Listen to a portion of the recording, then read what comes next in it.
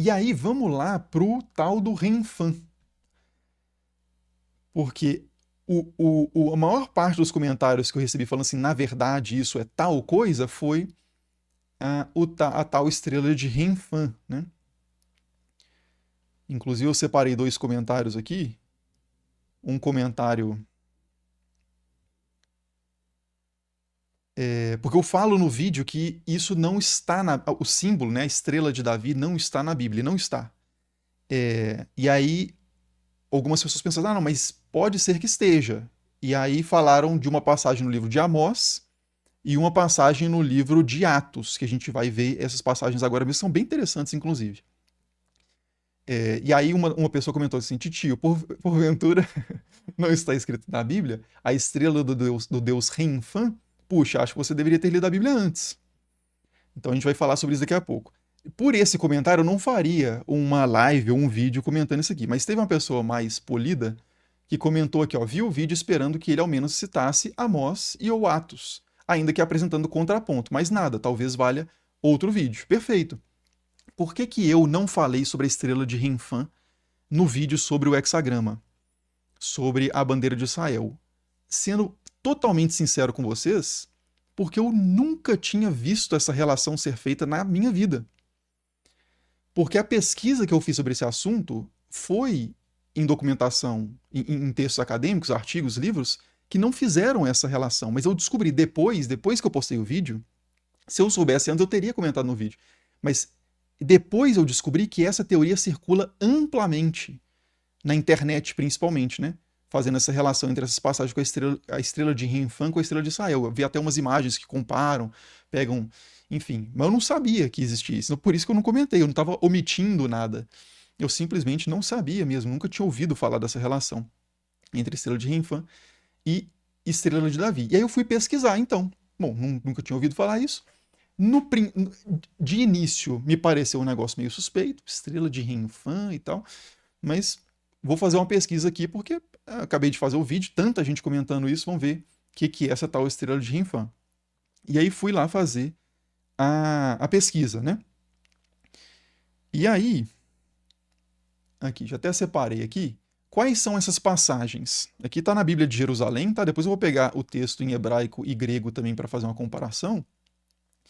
Mas aqui no livro de Amós, o profeta Amós, lá do Antigo Testamento, a gente tem esse versículo aqui, esse verso que nos interessa, que é suportareis Sakut, vosso rei, e a estrela de vosso Deus, Caivã, imagens que fabricaste para vós?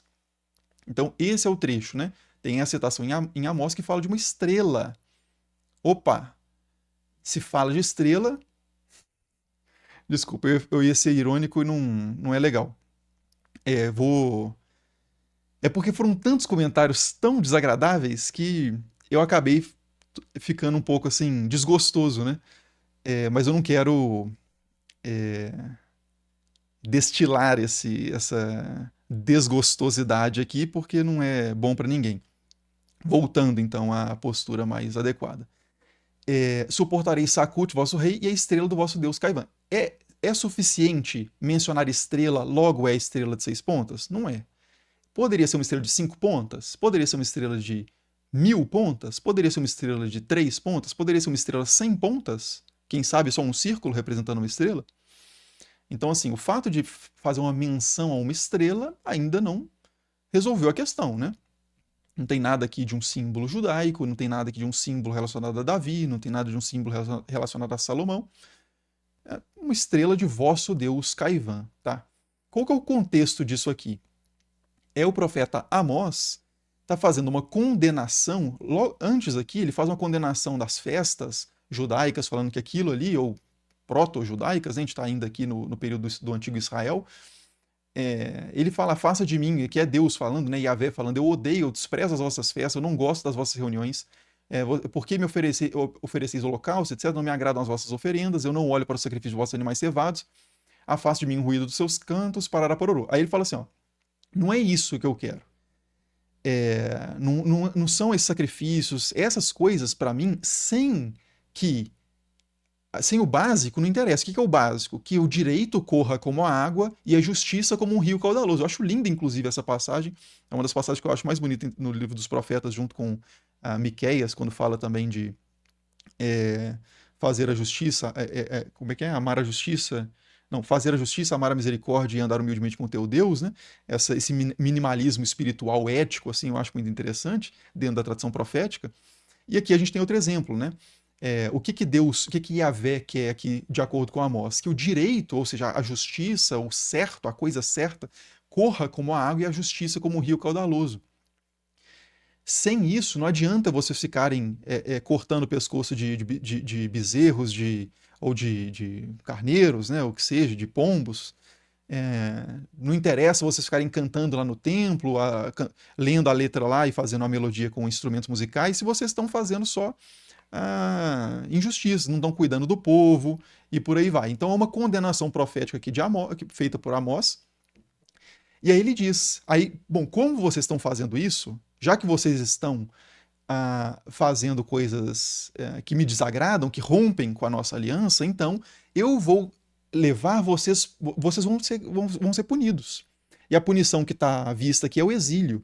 Então ele diz: o Deus, aí pensa na idolatria também. Então esse povo está adorando outros deuses, Sakut, Kaivan, e esses deuses que vocês carregam em procissões, porque era uma prática, né, comum ali cultual no Antigo Oriente, você levar as imagens dos deuses de templo para templo, ou de um templo para algum lugar específico e voltar. Era uma celebração, até hoje existe procissão, né, de imagens, claro que com uma justificação teológica diferente e tal, por exemplo, no catolicismo, mas a ideia de procissão, né? Então, carregava-se essas imagens e a ideia é que vocês vão carregar as imagens sim, só que vocês vão carregar essas imagens não como procissão, não como culto, mas como fardo enquanto vocês estiverem sendo expulsos dessa terra. Então, aqui, ó, eu vos deportarei para além de Damasco, disse Yahvé, Deus dos exércitos é o seu nome. Então, esse é o contexto, né? Mas beleza, então Sakut, Kaivan, cadê o tal do Renfan aqui que não entrou até agora? A estrela de Renfan, cadê o Renfan? Aí observe o seguinte: na Bíblia de Jerusalém, aparece aqui, ó, esse trecho aparece com uma setinha, tá vendo aqui? Aparece com uma setinha, Atos 7, 42 e 43. O que isso significa? Significa que no livro de Atos, o autor vai retomar esse tema aqui. Então, caso você queira ver uma leitura que é feita disso no Novo Testamento, vá lá para o livro de Atos, capítulo 7, versículo 42 e 43. Então, vamos fazer isso. Vamos lá para o livro de Atos. E a gente encontra esse trecho de novo. Aqui vocês podem ver aqui, ó, Amós 5, 25 a 27, com uma coisinha que eu vou falar o que é isso aqui embaixo daqui a pouco. E ele diz, né? Como está escrito no livro dos profetas, e faz aqui a citação. Qual que é o contexto aqui? É Estevão, um diácono da igreja inicial ali, que está sendo. Calúnias foram feitas contra ele, de que ele estava blasfemando, não sei o quê, e as lideranças judaicas ali da região querem punir esse cara, e ele começa a fazer um longo discurso falando que essas autoridades judaicas elas estão contra o pacto inicial com Deus, que eles são tão idólatras, ou não exatamente idolatria também, mas eles estão tão distantes da aliança com Deus quanto os seus pais, né? Quanto as outras pessoas na história ali de Israel, Judá, etc., que romperam o pacto com Deus, com Yahvé especificamente, né? Então, da mesma forma que no deserto, no Êxodo, o povo se rebelou, aí nos períodos do reino de Judá e Israel o povo se rebelou, da mesma forma, nos tempos de Jesus ali, após Jesus agora, após a ressurreição de Jesus, os sacerdotes, as lideranças também estariam se rebelando contra Yahvé. E aí ele aplica esse texto dos profetas a essa situação, dizendo: acaso me oferecestes vítimas de sacrifício durante os 40 anos do deserto, ó casa de Israel? Entretanto, carregas a tenda de Moloque e a estrela do deus Refã, figuras que havíeis feitos para adorar. Por isso eu vos deportarei para além da Babilônia. Aqui mudou o Damasco, antes era Damasco, né, virou Babilônia. E o deus Sakut e o deus Kaivan agora são tenda de Moloque e Renfã. E aqui está a tal estrela do deus Refã, né? Que o pessoal falou assim: ó, esse hexagrama da bandeira de Israel nada mais é do que a estrela do deus Refã. Até agora, de novo, a gente não tem qual que é a forma da estrela, né? Pode ser qualquer estrela isso aqui. Beleza. Mas o que aconteceu de um ponto para o outro? Aqui a gente tem suportarei Sakut, vosso rei, e a estrela do vosso deus Refã. Então, o Sakut, vosso rei, virou tenda de Moloch, e a estrela de vosso deus Kaivan virou estrela de Refã. Como que isso aconteceu? Isso aconteceu pelo seguinte: o autor do livro de Atos, que é quem escreve essas palavras, né, se de fato Estevão, o diácono, disse ou não disse, não importa para nós aqui. O que importa é que isso está registrado em um texto, que a gente tem materialmente acesso a ele. Temos manuscritos com esse texto, alguém escreveu isso, não importa quem é. E a pessoa que escreveu isso, ela estava lendo o livro de Amós. Só que ela não estava lendo o livro de Amós em hebraico. Ela estava lendo o livro de Amós em grego. E é isso que indica isso aqui, ó. Amós 5, 25, 27, LXX. O que é LXX? 70 em algarismos romanos, que é uma referência a uma edição barra tradução, tem algumas variações, mas basicamente vamos dizer que é uma tradução antiga da Bíblia hebraica para o grego. É a Septuaginta, né? O Septuaginta, a tradução dos 70, que tem esse nome porque ela é atribuída a 70 ou 72 sábios que teriam feito a tradução dessa Bíblia para o grego em Alexandria, no Egito. Então a gente tem o autor do livro de Atos citando do grego. E no grego, de fato, a gente não encontra Sakut e Kaivan. A gente encontra Moloch e Refã. Então é isso que aconteceu. E aí quando a gente vem aqui, que vê, eu até peguei... Acho que está aqui. Aqui, né? Quando a gente vem aqui, isso aqui é o texto em hebraico, né, interlinear, então a gente tem o inglês aqui para facilitar também, tem a transliteração, ou seja, o hebraico escrito em letras do alfabeto latino aqui em cima, o hebraico em letras hebraicas mesmo, pós-exílicas aqui, e uma série de informações também sintáticas e por aí vai. E aí a gente tem o texto aqui de baixo, esse aqui, né, então esse aqui está em hebraico, é o texto massorético, né, dos manuscritos medievais que trazem o texto do Antigo Testamento em hebraico, e aqui embaixo a gente tem o texto da Septuaginta, o texto grego. É o mesmo texto, tá? O versículo 26, e que vocês podem ver também 26.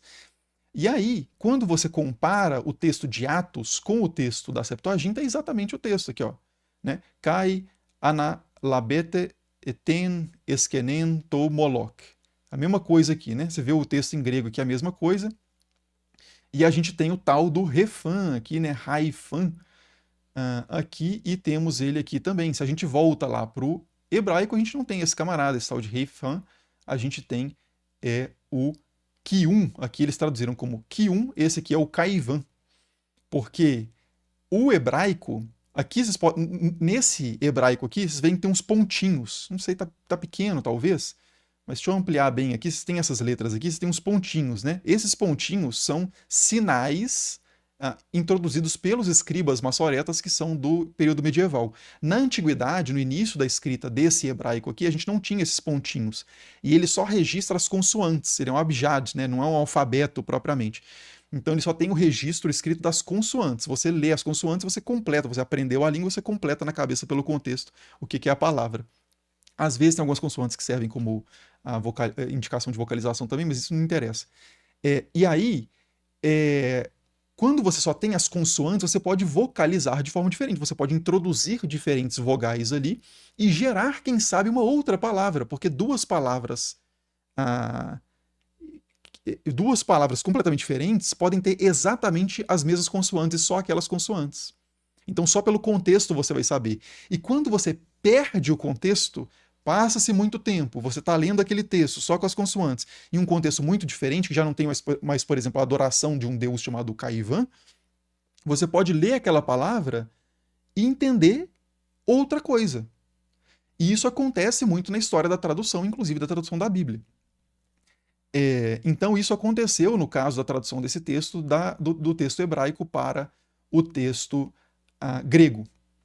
Então o deus Moloch, que originalmente nem sequer era um deus, muito provavelmente, a gente discute isso no curso Deus entre Deuses, não vou entrar em detalhes que isso é outro tema, mas o deus Moloch não estava lá no texto anterior, por quê? Moloch tem exatamente as mesmas consoantes de Melech, ou Melech, que significa rei. Então lá, Sakut, vosso rei, virou tenda, porque Sakut tem as mesmas consoantes de tenda, então em vez de Sakut colocaram tenda, e Moloch tem as mesmas consoantes de rei. Então a tenda de Moloch é uma tradução descontextualizada do original Sakut, vosso rei. E isso aqui eu tô falando da minha cabeça? Não. Eu fui atrás de duas edições comentadas, tanto de Amós quanto de Atos, de uma coleção de traduções comentadas ou comentários apenas aos livros bíblicos, que são a coleção Hermeneia e a coleção Encor, né? Âncora.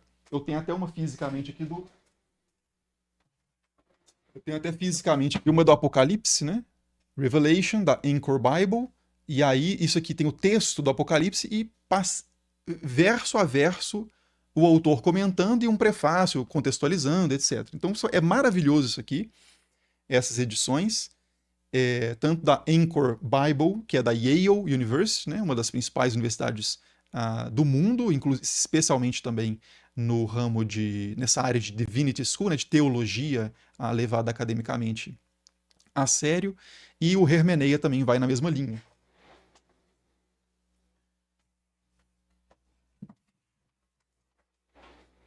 E aí, quando a gente vai lá no. Aqui, esse é o comentário da Hermeneia ao livro de Amós.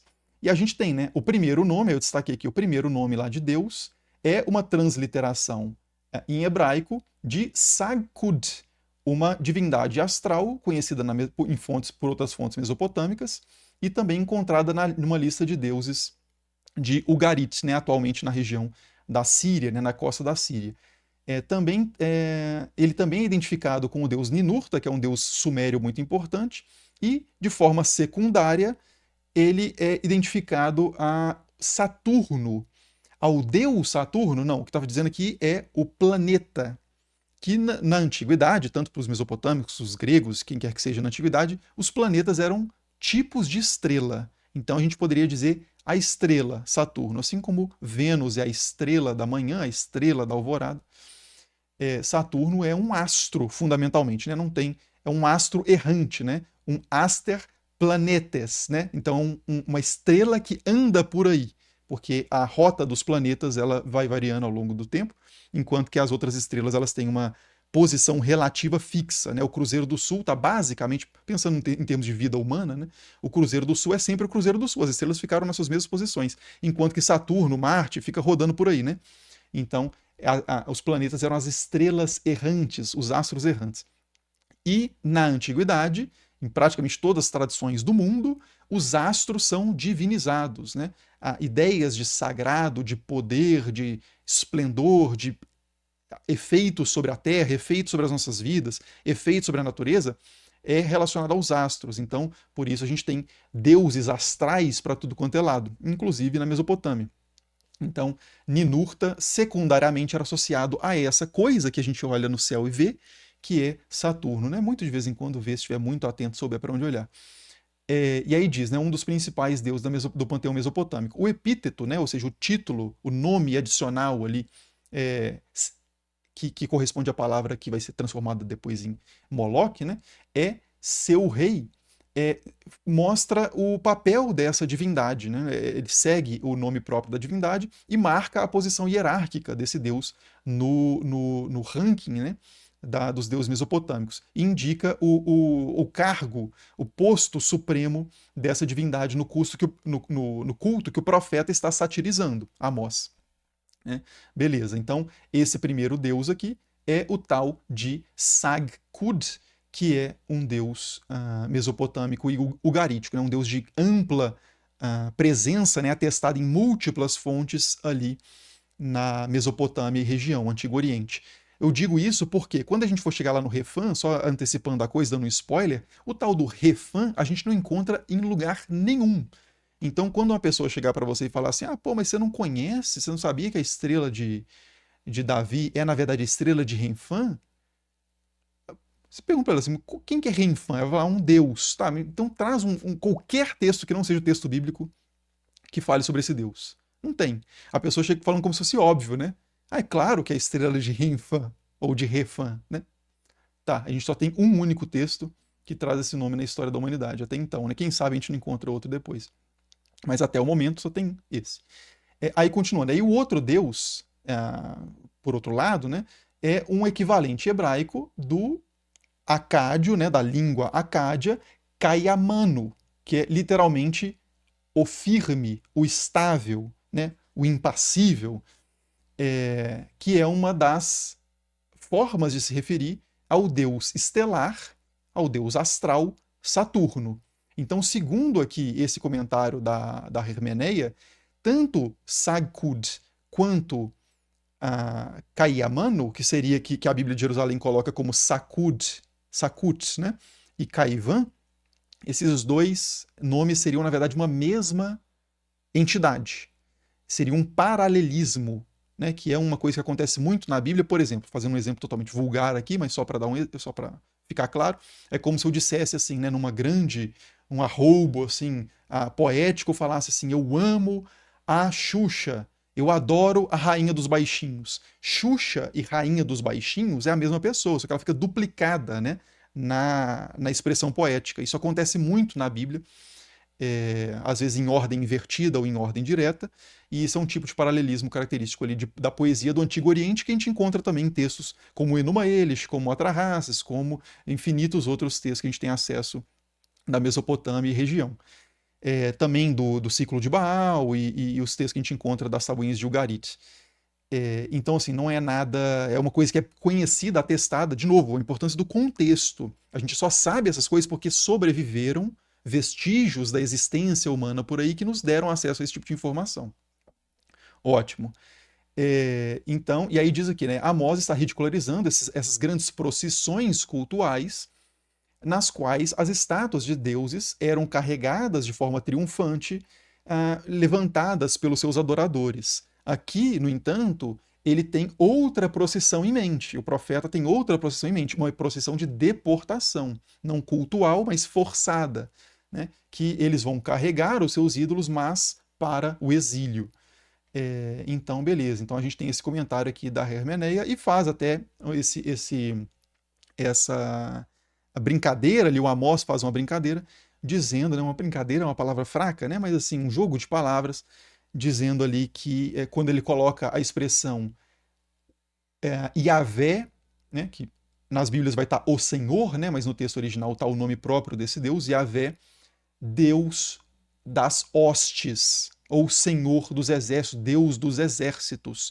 Por quê que isso é um jogo de palavras? Porque ele diz aqui, inclusive, né, que vai deportar. Depois eu leio isso aqui. Mas quem fez o curso lá, Deus Entre Deuses, né, quem não fez, eu recomendo o curso aqui que eu fiz sobre essa paisagem religiosa do Antigo Testamento, a partir da arqueologia, né, da história e de outras fontes extra-bíblicas. As divindades astrais, elas são referidas frequentemente como o exército celestial, o exército do céu. E o principal entre os deuses é o Senhor dos exércitos, é o Deus dos exércitos, é aquele que está acima dos demais deuses. Então, esse tipo de vocabulário, ainda que teologicamente adaptado, a gente encontra ele frequentemente na Bíblia, né? Porque na interpretação teológica posterior, essas divindades menores vão ser entendidas como anjos, né? Mas, assim, para os judeus, israelitas antigos, judaítas antigos, não tinha essa diferença entre anjo e Deus, porque a palavra Elohim, né, ela poderia ser deuses no plural, e o anjo, o malar, é um mensageiro, é uma das divindades, essas divindades menores que fazem um serviço de mensagem, de emissário. É mais esse nome designa muito mais um cargo, anjo, do que um tipo de ser, né? Uma, uma, uma classificação ontológica, né? Como se fosse assim, você tem mamíferos, répteis, anjos. Não, anjo é a função que aquele ser cumpre, né? Nos manuscritos do Mar Morto, você fala, o cara agora tá maluco, tá falando que os judeus consideravam que os anjos eram deuses. Não é que os anjos eram deuses, é que Deus significava algo muito diferente antigamente. Então, a ideia de Deus monoteísta que a gente tem, ela parece absurda se chamar de outra coisa de Deus, porque o monoteísmo tem que ter um só, né? Mas nos manuscritos do Mar Morto mesmo, a gente tem ainda judeus ali no terceiro, segundo século antes de Cristo, então não tem tanto tempo assim, comparando com 1000 anos antes de Cristo. A gente tem pessoas se referindo aos anjos como Elohim, como deuses. No livro de Enoque também, né, essas palavras são intercambiáveis, então por aí vai. Mas não é esse o tema, né? Vamos voltar para o que interessa, que é o tal do Refan. Quando a gente vai no comentário da Anchor, da Yale, a gente encontra aqui, né, de acordo com a hipótese mais aceita, né, amplamente aceita, o texto massorético, Sikut e Kayum, são formas vocalizadas pejorativas do nome de dois deuses mesopotâmicos, Sakut e Kaiwan. Por como assim, formas vocalizadas pejorativas? Porque como você só tem as consoantes, você poderia brincar, de novo, fazer jogos de palavras, alterando as vogais inserindo vogais diferentes nas mesmas consoantes e gerando uma palavra diferente. Então, por exemplo, a gente tem Ashtoret, que é a deusa astral, que você coloca as vogais da palavra Boshet, que significa vergonha, e coloca essas vogais da palavra vergonha no nome próprio, nas consoantes do nome próprio da deusa astral e vira Ashtoret, né? Então, alguns autores na Bíblia fazem esse tipo de degradação, né? De nomes divinos estrangeiros, adicionando essas vocalizações, esses significados associados à vergonha, né? Então, uma vocalização, formas vocalizadas pejorativas. Então, eles colocaram aqui Sikut e Kaiun como vocalizações pejorativas de Sakut e Kaiwan. E o caráter astral desses deuses é enfatizado. De novo, se a gente for olhar para uma estrela, tem um pentagrama, logo é um deus pagão, porque os pagãos adoravam os astros. Mas qual é o astro exatamente, né? Então, de novo, o fato de existirem deuses astrais não significa que toda estrela que a gente vê por aí vai significar necessariamente uma referência a deuses. A bandeira o escudo do Brasil, da seleção brasileira, tem lá 5 estrelas em cima. Não são 5 referências ao deus Refan. São as Copas do Mundo vencidas pelo Brasil, né? A bandeira dos Estados Unidos tem 50 estrelas. Não são 50 referências às divindades astrais mesopotâmicas. São os 50 estados. De novo, o significante, para você entender o significado de um significado associado a um significante, ou seja, entender o signo completo propriamente, você precisa entender o contexto. Beleza. E aí, enquanto Kaiwan provavelmente se refere à divindade estelar Saturno, com o epíteto Kaiamano, o firme, né, Sakut, quase certamente corresponde a Sagkud, uma divindade menor associada a Ninurta. Então, a mesma ideia lá do Hermeneia, né?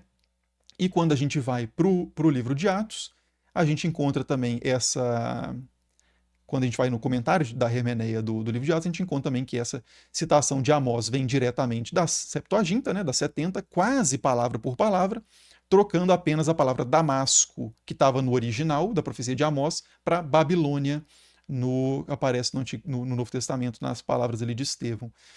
E o autor aqui do comentário ao livro de Atos da Hermeneia diz: a transmissão do nome do deus Refã é completamente confusa.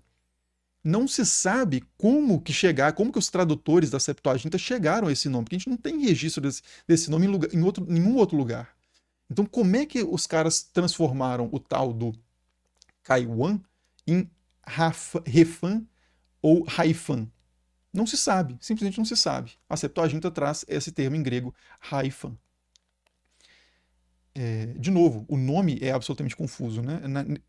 Talvez é possível pensar, inclusive, que nem existisse esse deus, Refã. A gente só tem essa atestação, que vem de uma tradução de um texto muito antigo, que os caras podem ter perdido o contexto e na hora de fazer a leitura tentaram reconstruir um nome que talvez fosse um deus no passado, ou talvez eles tivessem de fato uma referência de alguma coisa da realidade deles do presente e associaram.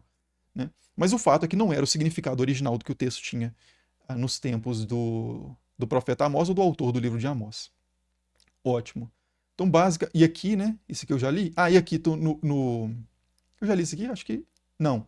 Isso aqui é o comentário do livro de Atos, da Anchor Bible, que diz, né, no original em hebraico, em Amós, Israel é acusada de estar levando o Sakut, seu rei, que é o nome de um deus assírio, e as consoantes SKT, né, transliterando, ou seja, trocando as letras do hebraico para as letras do alfabeto latino, SKT pode significar sukkah, que é tenda, né, ou tabernáculo. Então você poderia entender essas mesmas consoantes, em vez de ler o nome próprio do deus Sakut como tenda. Então, Sakut, seu rei, virou a tenda do seu rei. Só que, né, o MLK, que é a palavra para rei, também pode ser entendida como Molech, que é o nome de um deus. Nesse período já é considerado um deus. Já se acreditava que era um deus, né? Mas originalmente, de novo, há uma grande disputa academicamente. A posição majoritária acredita hoje que seja que o Moloch não era um deus, era um tipo de sacrifício que se fazia. A gente tem documentação fenícia, melhor dizendo púnica, né? Da região de Cartago, uma colônia fenícia no norte da África, que traz esse MLK como um signo de sacrifícios, né, de votos, melhor dizendo.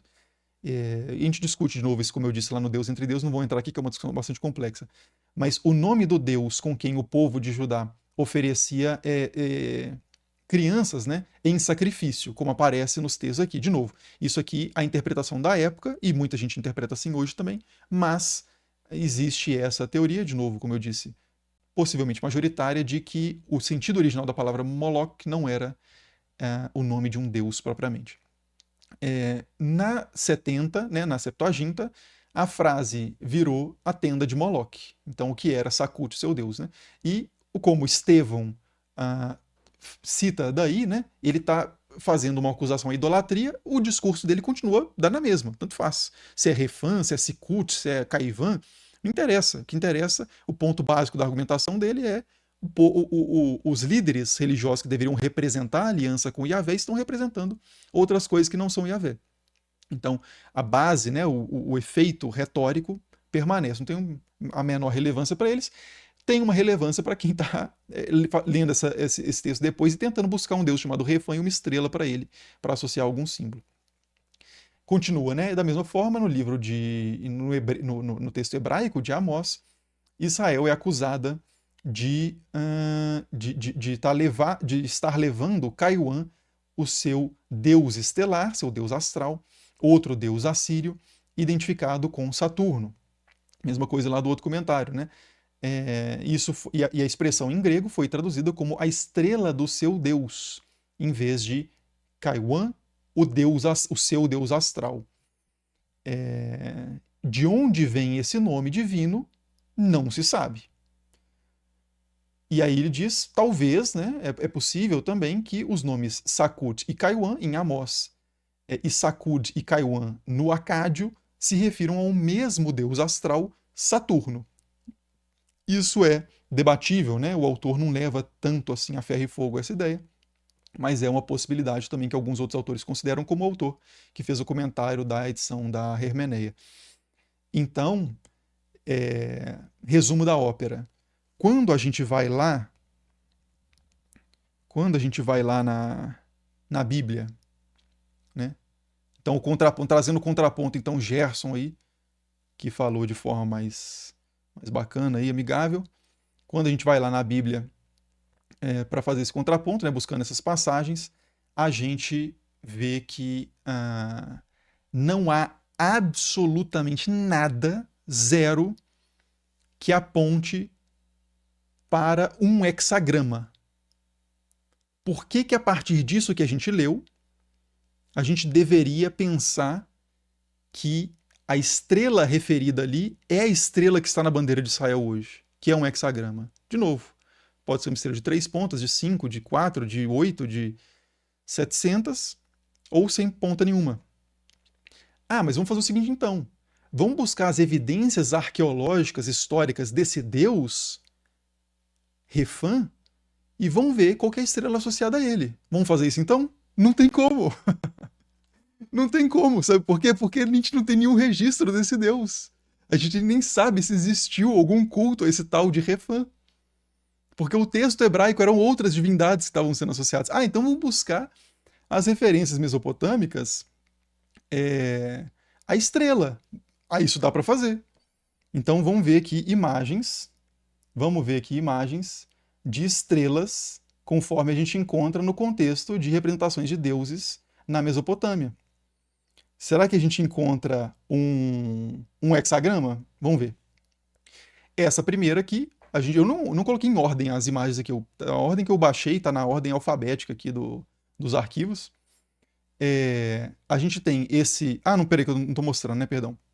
A gente tem aqui Ishtar, uma deusa astral, inclusive a raiz é exatamente a mesma, né? O nome próprio Ishtar não parece star do inglês, star, por acaso.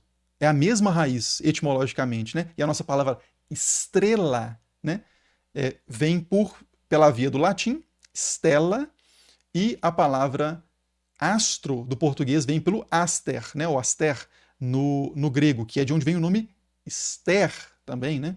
Então todas as palavras têm a mesma origem no fundo, né? Quando a gente escava etimologicamente a história da palavra, a gente vai chegar num mesmo ancestral, por assim dizer, né? Então a deusa estelar por excelência, Ishtar, está carregando aqui a sua estrela diante do deus Sin, que é um deus lunar, que tem a lua aqui representada, perto do seu chapéu coco maravilhoso aqui, que ele parece, inclusive, um bon vivant da década de 20, né? Bem trajado aqui com seu paletó, o seu chapéu coco e a lua aqui. Beleza. Então a gente tem, nesse caso, quantas pontas aqui? 1, 2, 3, 4, 5, 6, 7 pontas. Se quiser colocar o cetro dela também como uma ponta, a gente teria 8 pontas. E essa é a leitura preferível, porque a gente vai ver que convencionalmente a estrela de Star tem 8 pontas. Mas aqui tem 7 ou 8, dependendo de como é que você quiser contar. Vão dar uma certa abertura e certamente não tem 6. Quer dizer, tem 6, mas tem mais, né? Porque se tem 7, tem 6. Mas vocês entenderam o que eu quis dizer. Não tem exatamente 6. Aqui a gente tem outra imagem mesopotâmica que traz uma estrela aqui também. 1, 2, 3, 4, 5, 6, 7, 8. 8 pontas e uma bolinha no meio. Então isso aqui nem é exatamente também um octagrama, porque é um círculo no meio com 8 pontas. É outra forma. Se a gente tivesse isso aqui com 6 raios, ainda não seria exatamente um hexagrama. Concorda comigo? Mas está próximo. Mas não é. Aqui tem 8. Então a gente tem uma bolinha com 8 pontas. De novo, essa antecipando, né, é a forma mais convencional de se representar uma estrela, sobretudo a estrela de Star, mas também outras. Também o Sol de Shamash tem 8 raios, como a gente vai ver geralmente também. E a gente tem uma lua aqui também, né? Passando para outra, de novo, talvez seja Star, talvez seja Ereshkigal, alguma deusa importante mesopotâmica que domando o leão, né? O tema, a gente discutiu isso muito no Deus Entre Deuses também, o tema da Senhora das Feras ou Senhor das Feras, muito recorrente na representação de deusas, deuses, reis e rainhas. Rainhas, acho que nem tanto, forcei um pouco, mas aqui a gente tem, de novo, um círculo com esse que está mais difícil de ver, né? 1, 2, 3, 4 pontas propriamente, mas a gente tem aqui outras 4 coisas intercalando com as 4 pontas, que não tem uma ponta propriamente, mas é uma ondulação que representa muito provavelmente a radiância, né? O que os mesopotâmicos chamavam de melamo, que é uma característica dos deuses associada aos astros. Então, Shamash geralmente tem 2 asinhas, Ishtar também às vezes tem, muitas vezes tem essa asinha ondulante, que é provavelmente uma referência ao brilho desses deuses, né? A radiância é um aspecto importante para definir um deus no contexto do Antigo Oriente. Aqui a gente tem outra estrela também, 1, 2, 3, 4, 5, 6. Agora tem 6 pontas. Opa, achamos aqui, então isso só pode ser, desculpa. Eu estou empolgando, né? Eu não quero que o tom disso aqui seja de deboche com quem fez a pergunta, porque é uma pergunta válida. A pessoa vê lá a estrela de Renfan. Será que essa estrela pode ser uma estrela de um deus que a gente conhece da Mesopotâmia? Pode ter alguma coisa a ver com a bandeira de Israel? Essa é uma pergunta perfeitamente válida. De novo, é porque a forma como eu recebi essas perguntas, a forma como essa pergunta foi colocada, ou a pergunta nem foi colocada, foi uma correção, né? Uma hipercorreção. acabou me deixando um pouquinho o que não é a minha melhor versão, digamos assim, né? Mas então, voltando aqui para um tom um pouco mais adequado. Então aqui a gente tem 6. Isso significa que isso aqui é um hexagrama? Não é um hexagrama, porque a forma geométrica do hexagrama ela produz um hexágono dentro, né? Então não é um hexagrama, mas está parecido, é uma estrela, certo? De 6 pontas. Ok. É o símbolo de Israel? Bom, a gente tem um sol na. A gente tem a bandeira da Macedônia, que tem um sol. A gente tem a bandeira do Japão, que tem um sol no meio também. É a mesma coisa? Bom, o sol só tem um. Só que o sol para o Japão é uma coisa. O sol para no contexto cultural, né? É uma coisa. O sol para os macedônicos é outra coisa. A bandeira da Macedônia tem um sol que é um sol específico, que é um sol associado à dinastia lá de Filipe II, etc., que tem, se eu não me engano, 16 raios. Enquanto que o sol na bandeira do Japão é o Nihon, né?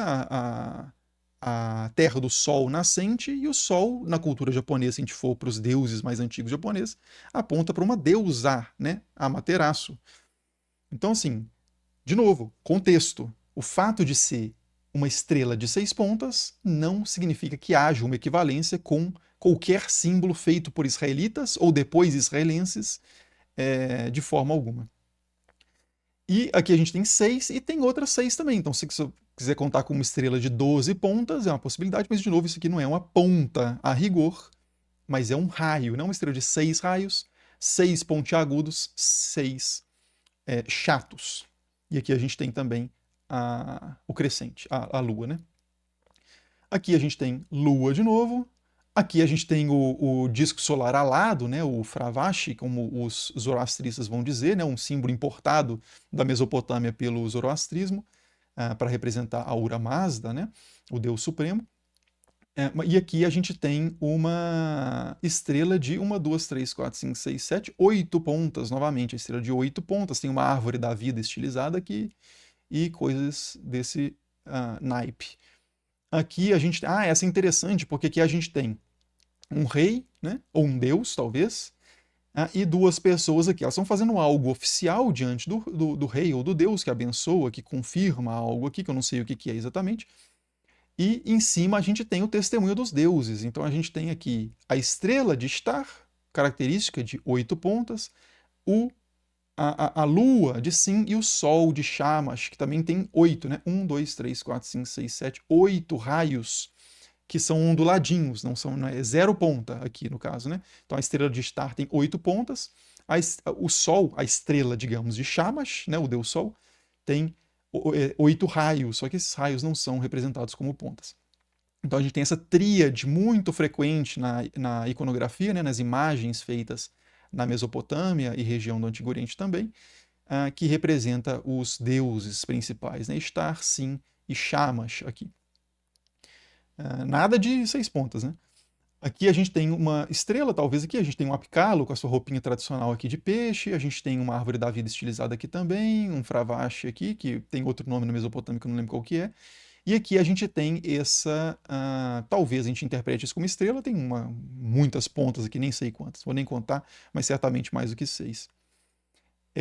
Aqui a gente tem de novo aqui a árvore da vida estilizada, a gente tem alguns seres, talvez apicalos também, homens escorpião que aparecem na epopeia de Gilgamesh, e a gente tem o Fravashi e tem uma estrela de 6 pontas. Opa, estrela de 6 pontas. Só que é igual lá, quem estava lá no início da live, quando eu falei da sinagoga de Cafarnaum, quando a gente acha uma estrela de 6 pontas, a gente poderia pegar, tirar um print disso aqui, igual eu fiz para a thumbnail do canal, né? Eu fiz para a capa do canal, não, dessa live, a imagem de capa da live. Tá lá um monte de imagem solta, né? Você pode colocar aquilo, ligar, fazer uns circular de vermelho no Paint, né? Colocar igual, igual, igual, como se fosse tudo a mesma coisa. Você ignora todas as estrelas de 8 pontas que você viu até agora. Vamos focar só nessa de 6 para a gente forçar um paralelo de uma coisa que não tem nenhum embasamento histórico, né? Então, de novo, eu estou aproveitando essa live aqui para fazer alguns comentários metodológicos sobre como que a gente faz uma pesquisa histórica, né? Não é paralelos formais, coisas que parecem umas com as outras, não são evidências necessariamente de conexões históricas, né? Um paralelo formal. e uma conexão histórica são coisas diferentes. O paralelo formal, para você demonstrar que há um paralelo formal, basta você mostrar que as formas parecem. Você põe isso do lado de uma estrela de Davi e parece, beleza. Agora, o que isso significa? Aí você tem que fazer um estudo histórico, né? Ou se você quiser fazer algum estudo por meio de, sei lá, a psicologia junguiana, aí é outra abordagem, né? Mas a nossa viagem aqui é histórica. Se você quiser falar que tem uma conexão histórica entre essas duas coisas, aí você vai ter que demonstrar documentalmente, né? E não há, repito, nenhuma demonstração de que Renfan sequer existiu, quanto mais de que ele fosse representado por algum tipo de estrela com pontas, quanto mais uma estrela de 6 pontas, quanto mais que a suposta estrela de 6 pontas de Renfan, que não aparece em lugar nenhum, tivesse alguma conexão com a estrela que a gente vê hoje na bandeira de Israel em representações judaicas, do selo de Salomão ou do escudo de Davi. Aqui a gente. Essa aqui, que foi a que eu coloquei na thumb, né? Essa aqui é que se você não tivesse nenhum compromisso com a verdade, compromisso com a verdade é forte, né? Eu gosto, mas vou ser um pouco menos incisivo. Se você tiver algum compromisso com o método de pesquisa historiográfico, você não vai. Quer dizer, se você não tiver nenhum compromisso com o método de pesquisa historiográfico, com como se faz uma pesquisa em história, você esquece tudo que eu mostrei até agora, tira um print disso aqui, coloca do lado da estrela da bandeira de Israel, posta no Facebook falando que os israelenses copiaram os mesopotâmicos. A gente vai fazer isso não sob a minha. Não no meu turno, né? Not on my watch. Não enquanto eu estiver vigiando. Então aqui temos a coisa mais parecida até agora com um hexagrama da bandeira de Israel. Não é um hexagrama próprio, a rigor não é, a gente não tem um hexágono aqui no centro, mas parece, né? Parece. Mas é como diz a musiquinha, né? Parece, mas não é. Aqui a gente tem, inclusive, uma estrela de 8 pontas convencional também, né? Então, assim, achei isso aqui. Aí você põe a legenda aqui, ó, escreve embaixo, estrela de Renfan, Mesopotâmia, 2000 a.C., inventa, né? E coloca do lado a bandeira de Israel e posta nas redes sociais. E o negócio pega igual fogo, igual fogo de bituca de cigarro no verão de Brasília, né? E aí, de novo, eu começo a revelar um Henrique aqui que eu não gostaria de revelar, assim, porque é um pouco mais desagradável, menos, assim, exemplar. Mas quando... O que me deixa um pouco, assim, tiririca da cabeça é que, para você fazer isso, para você fazer isso que eu acabei de falar, pega isso aqui, printa, escreve estrela de Renfan, 2000 a.C., pega esse bandeira de Israel, fala copiou, e solta, é assim, ó, um estalo, né? E aí o negócio já se espalhou, ninguém nem sabe quem começou, e de repente já tá circulando em outras línguas, não sei o quê. Aí chega para mim, que não sabia até então disso, beleza. Chegou por uma pessoa, às vezes até bem intencionada, ó, pô, ouvi falar tal coisa, faz sentido? Deixa eu ver. Aí, para eu saber se isso faz sentido ou não, eu tenho que fazer uma pesquisa que me toma um tempo, porque eu estava lendo livros muito mais agradáveis, confesso a vocês, e me senti no dever de ir lá estudar a tal da estrela de Renfan, que raios que é essa estrela, e fui lá procurar a documentação acadêmica, fui procurar o comentário da Hermeneia de Atos e de Amós, fui procurar o comentário da Hermeneia e a Anchor Bible do livro de... Enfim, vocês entenderam. Os 4 comentários que eu mostrei lá. Fui procurar referências mesopotâmicas para ver se eu encontrava esse Renfan em algum lugar, se eu encontrava estrela de Renfan em algum lugar. Aí dá um trabalho danado para, no final das contas, quer dizer, não é tão inútil assim. Porque no final das contas, eu ia falar assim, que no final das contas eu não ganhei nada. Porque o meu não saber anterior, ele tem o mesmo valor do que agora eu sei que não é, mas não tem. Que quando você sabe que não é, você está mais preparado para lidar com a informação, e nesse processo eu aprendi coisas, né? procurei essa iconografia mesopotâmica, que eu não tinha dado tanta atenção, muita coisa que eu não tinha visto. Então é importante, né? Também um processo cognitivo, né? Mantém a cabeça funcionando, então vale a pena. No final assim, tudo vale a pena quando a alma não é pequena, mas assim, tem coisas que eu preferia estar lendo outra coisa, confesso a vós, irmãos e irmãs, mas eu também tenho um certo compromisso com divulgação de conhecimento histórico e quando aparece uma coisa que eu vejo que está muito difundida, eu acho que é interessante fazer uma contraposição. Agradeço, inclusive, a pessoa que fez o comentário pedindo contraponto para me motivar a fazer isso. E tem um certo brio também, eu tenho que confessar, que quando eu faço um vídeo e falo um negócio depois de uma longa pesquisa e o cara só flatula um comentário assim, sem o menor esforço, falando assim, não, não é isso, na verdade é tal coisa, eu confesso que me dói um pouco, assim, eu me sinto impelido a responder de alguma forma. Aí eu penso várias vezes antes, pesquiso, deixo passar um tempo, né? Quem sabe, será que eu faço isso? Beleza. Isso aqui ficou me atormentando um pouco de tempo, mas eu falei assim, quer saber? Deixa eu levar isso lá pro canal. Acho importante também as pessoas terem um pouco de acesso a isso aí. Tem coisas interessantes na discussão, dá para trazer uma discussão sobre o que é um signo, como é que funciona a pesquisa histórica, dá para colocar algo, transformar isso aqui em alguma coisa interessante, eu acho que deu, né? Então, assim, respondendo a pergunta, a estrela da bandeira de Israel, ou a estrela adotada pelos judeus, foi copiada ou é uma alusão ao deus Renfã? Resposta: não há comprovação histórica ou arqueológica que aponte nessa direção. Absolutamente nenhuma. A gente não sabe se existiu um deus chamado Renfã. No texto original que Estevão cita no livro de Atos, o deus não era esse, era outro, sobre o qual a gente tem documentação, mas não, que eu saiba, não tem representações visuais dele com nenhuma estrela, quanto mais de 6 pontas. E mesmo que fosse uma referência a uma estrela de 6 pontas, estrelas de 6 pontos podem ser outras coisas. E é isso. Não tem base. No fim das contas, a conclusão é essa, né? Mas até se chegar lá é uma longa jornada, né? Mas que com esperança, espero que tenha valido a pena para vocês.